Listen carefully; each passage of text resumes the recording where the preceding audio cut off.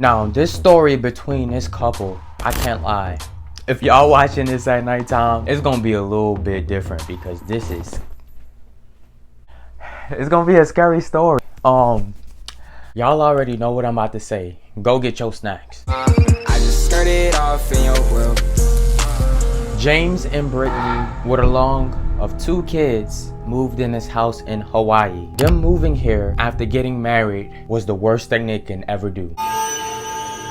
But they didn't know what was about to happen when they moved here. So they moved here at this house. It was a 2-storage house and they was enjoying it. They all loved it, the whole family. Until this following night, things start to get a little strange. Brittany then goes downstairs to go in the garage. When she go in the garage, there's still a lot of moving boxes that's in the garage that's unopened, stacked on each other. But when she turned on that light, all the boxes was scattered. A lot of things was outside of the box. Things looked like it was been destroyed. It looked like a total mess in this garage. Immediately, she thought a robbery. She called James. James come down, looks in the garage. They checked everything, but everything's still there. Things were just scattered. So they knew that it was not a robbery. So they thought the 2 kids was goofing around and they ended up messing up the whole garage some way, somehow. The kids say they didn't do nothing. They don't have no clue what happened in that garage. Brittany believed it, but James did not believe it. He thought they was lying. And in the back of his head, if they was telling the truth, they did bought a dog when they moved to Hawaii. So the dog probably just destroyed everything in the garage. They did have a cat as well. Brittany was very terrified of this, but James, he wasn't. Eventually, they just had to move on because there was nothing they could really do about it. And a week later, things would get a whole lot worse. Brittany was home alone in this 2-storage house, doing her makeup, playing music, just vibing out. And she heard a door slams.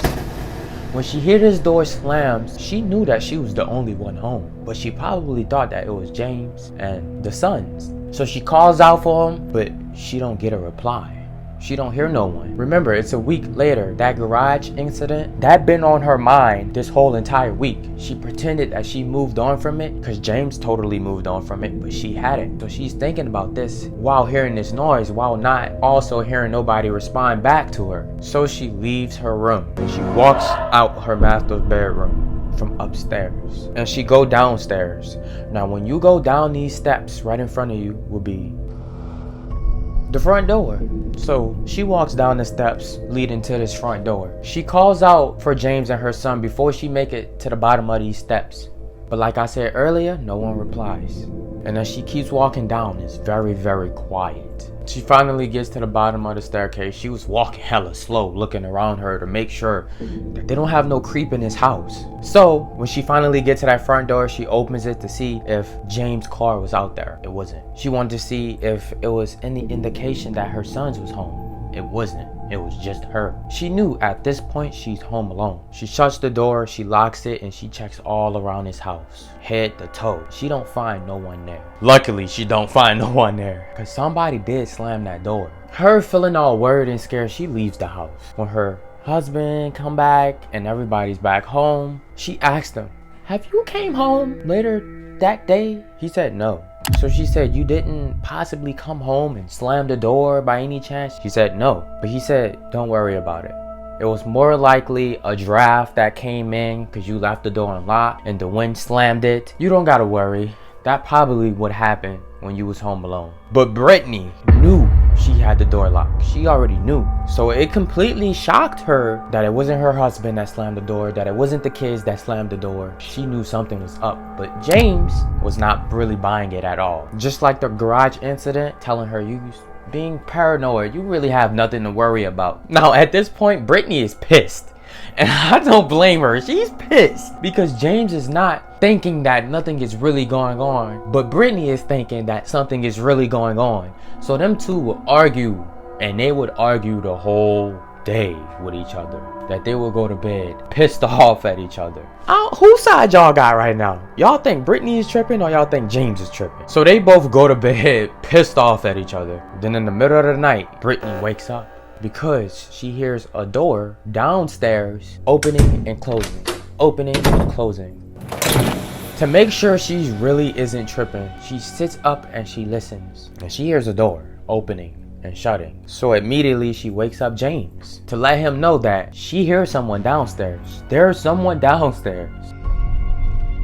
And James, he's already pissed off at his wife from earlier, from being paranoid like this. He really did not want to have a discussion about something like this at all. So James, being annoyed, he tells her, "Are you sure that you're hearing something?" Brittany then says, "Are you sure that you locked the front door downstairs?" He said, "Yeah, I locked the door downstairs." Brittany said, "You know what?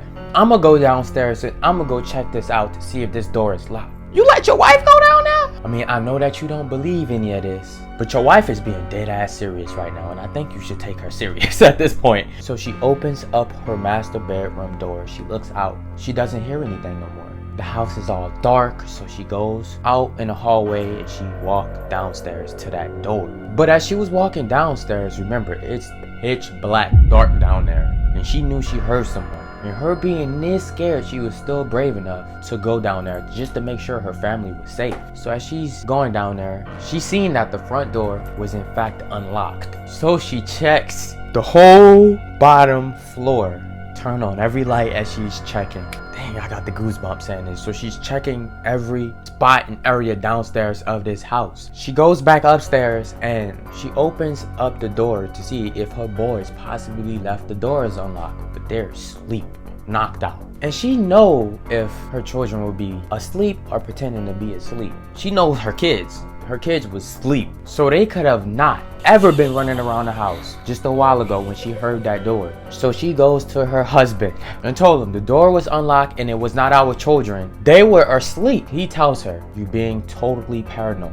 Not just that, you're scared. Because you're scared, it's all in your head. You act like it's really happening, but it's not. You're just hearing things from in your head. Nothing is going on." So he was being like very, very dismissive towards her. But as he's saying all of this right towards her, the back door slams, and he heard that. His eyes got completely big, and he told her, "Stay here. I'm gonna go check to see what the hell is going on." He came back up after a few minutes later and told her, "Yeah, the back door was unlocked, but you, Brittany, probably forgot to lock it. So that same draft, that same powerful wind that's opening and closing the front door, opening and closing the back door. Let's go to sleep." And Brittany is pissed again. And they just started arguing. They started arguing so much that they completely forgot what was going on downstairs, or what just happened downstairs. And they went to bed mad at each other that following night. A few weeks goes by and nothing happens at all. Now James is home alone. So James, one following day, plays his piano. He has the house to himself. He's just enjoying his day playing the piano. So he started to look around. And as he looked, he saw a shadow of someone outside his window. He couldn't exactly see who it was because the curtain made the shadow figure, but he knew it was someone staring at him deeply into his soul as he's playing his piano. So this person starts moving towards the back of the house. So James hurry up and try to follow this person to the back window that led to the backyard. He looks outside the window that leads to the backyard and he don't see no one. This person hid or went somewhere where he couldn't see.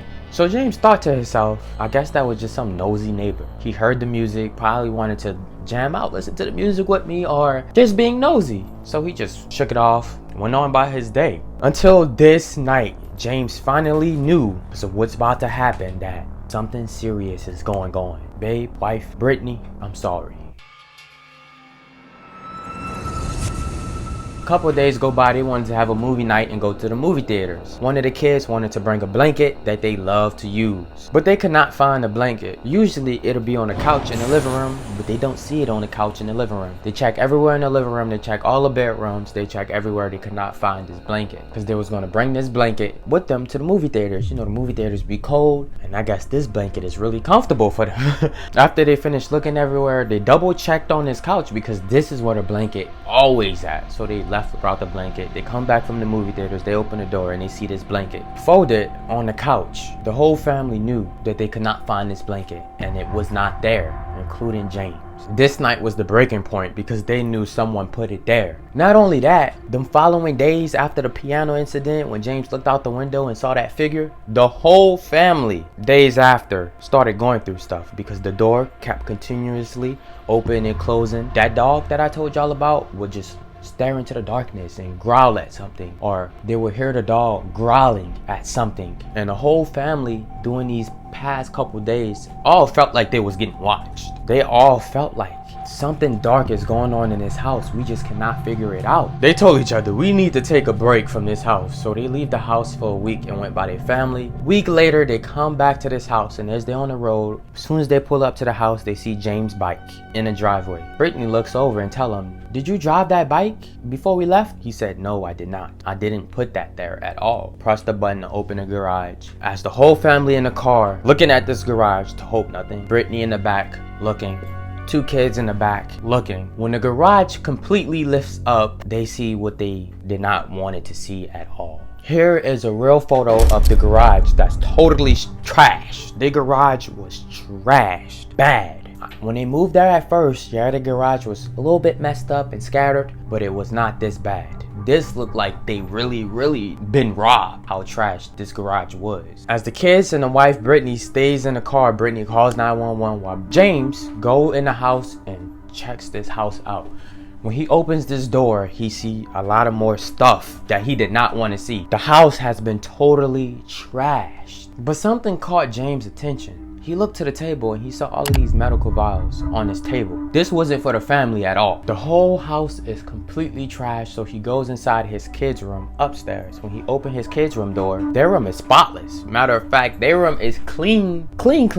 Way much more cleaner than what they had it when they left. The room is spotless, brand new looking. He goes towards his master bedroom. Open the door, he noticed that his room is totally trashed, but the bed is not. On the bed is a set of knives. There was a laptop on the bed as well, so they opened the laptop because at this point Brittany them made it upstairs and she's seeing this as James is seeing all of this as well. When they open this laptop, they see this paragraph. As James look at this computer saying you need to stop trying to have another baby, Brittany, and focus on the children that you currently have, because them two was trying to have a baby. And then this person wrote about how they would need to perform a surgery on Brittany. Wrote down all the surgeon tools that this person need to perform the surgery on Brittany, the list of drugs and chemicals as well. So the knives and the tools they seen on that bed, what this person's gonna use on Brittany. And all the medicine looking bottles that was on the table when James walked in the house and seen it, that was what this person was referring to as well. This man wanted to do something called sexual reconstruction to this couple. Warning.